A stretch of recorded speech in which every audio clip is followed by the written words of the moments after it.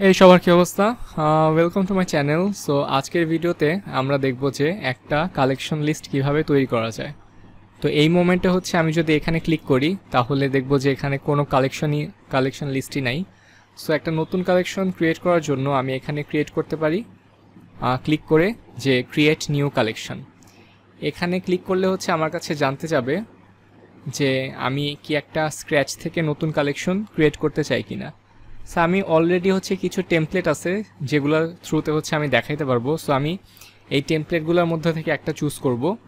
তো আমি ঠিক করলাম যে আমি অথরের জন্য একটা কালেকশন লিস্ট বানাবো, যেখানে একটা অথরের নাম থাকবে, তার ছবি থাকবে, তার ডেসক্রিপশন থাকবে, তার ইমেল আইডি থাকবে।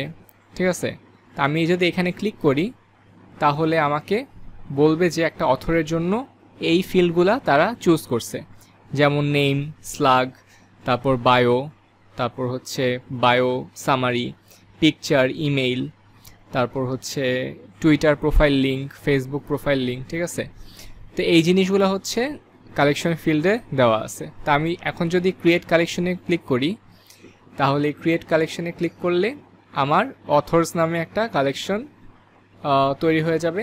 আর আমি এখানে বলে দিলাম যে আমার 5টা আইটেম লাগবে। ঠিক আছে, 5টা আইটেম। তো 5টা আইটেম দিয়ে হচ্ছে আমাকে এখন একটা কালেকশন লিস্ট ওয়েব ফ্লো হচ্ছে ক্রিয়েট করে দিবে।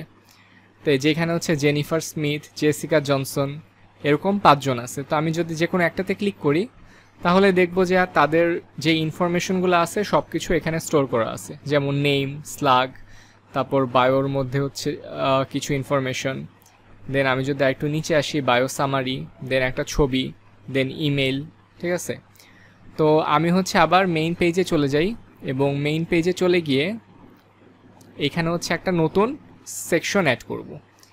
আমি যদি এখানে যাই এবং এখানে গিয়ে হচ্ছে একটা নতুন সেকশন নেই, দেন সেকশনটার ভিতরে হচ্ছে একটা কন্টেইনার নিলাম।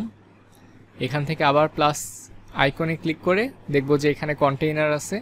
সো আমি কন্টেন্টটা জাস্ট ড্র্যাগ এন্ড ড্রপ করে এখানে ছেড়ে দিলাম, তাহলে সুন্দর একটা ভিতরের বক্স হয়ে গেল।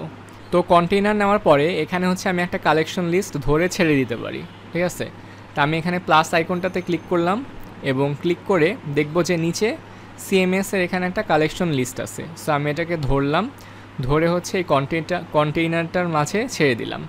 তো কন্টেইনার মাঝে কালেকশন লিস্ট ছেড়ে দেওয়ার পর আমাকে জিজ্ঞেস করবে যে এটার সোর্স কী। তো অলরেডি যেহেতু একটা অথর্স নামে কালেকশন লিস্ট তৈরি করা আছে, সো আমি জাস্ট ওইটা সিলেক্ট করলেই ওই অথর্সের ওটা নিয়ে নিবে এবং এখানে হচ্ছে আমাকে বলতেছে যে আমি কি কোনো লেআউটস সিলেক্ট করতে চাই কি না। ঠিক আছে, সো আপাতত এইভাবেই রেখে দিই এবং এভাবে রেখে দিয়ে এখন যেটা করব সেটা হচ্ছে এখানে হচ্ছে একটা হেডিং নিব। ঠিক আছে, এখন নিব আমরা একটা হেডিং, কিন্তু ওইটা অটোমেটিক্যালি সবগুলাতে হয়ে যাবে। আমি যদি এখানে একটা হেডিং এইটার মধ্যে দেই তাহলে নর্মালি কিন্তু একটা হেডিং হওয়ার কথা, কিন্তু 5টা হেডিং দেখাচ্ছে এবং আমাকে এখানে বলতেছে যে এখানে যে টেক্সটটা আছে, মানে হেডিংয়ের যে টেক্সটটা হবে সেটা আমরা কোত্থেকে কালেক্ট করব। তা আমরা এখানে একটা প্লাস আইকনের মতো দেখতে পাবো। এখানে যদি আমি ক্লিক করি তাহলে আমাকে দেখাচ্ছে যে অথরের যে কালেকশন লিস্টটা আছে সেটার নেম আমরা নিতে পারি।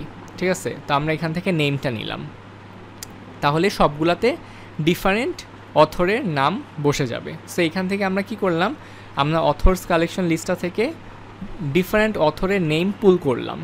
আমরা এখানে ধরা যাক আরেকটা ইমেজ নিলাম।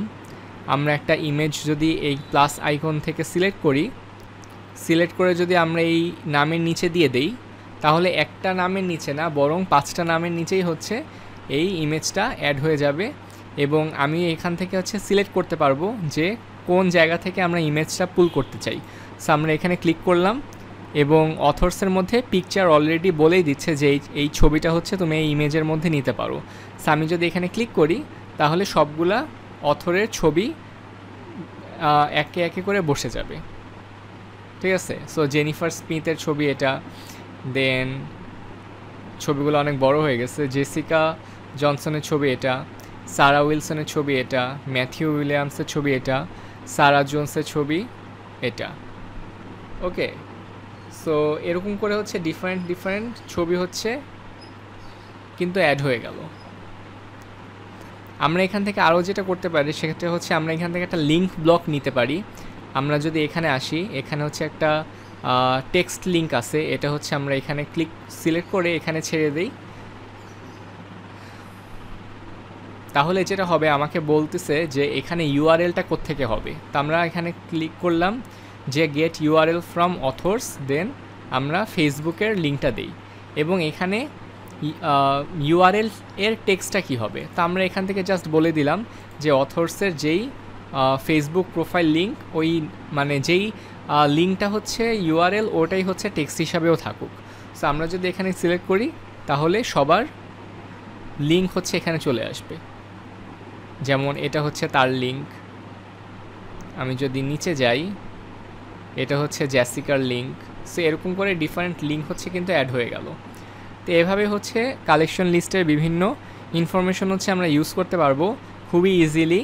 জাস্ট হচ্ছে একটা কালেকশন লিস্ট ক্রিয়েট করতে হবে, দেন ওই ইনফরমেশনগুলো যেখানে দরকার সেখানে আমরা ওই ইনফরমেশনগুলো পুল করে নিয়ে নিতে পারবো। সো আজকের ভিডিও এই পর্যন্তই, আবার দেখা হবে নেক্সট ভিডিওতে। সেই পর্যন্ত সবাই ভালো থাকবেন, টেক কেয়ার।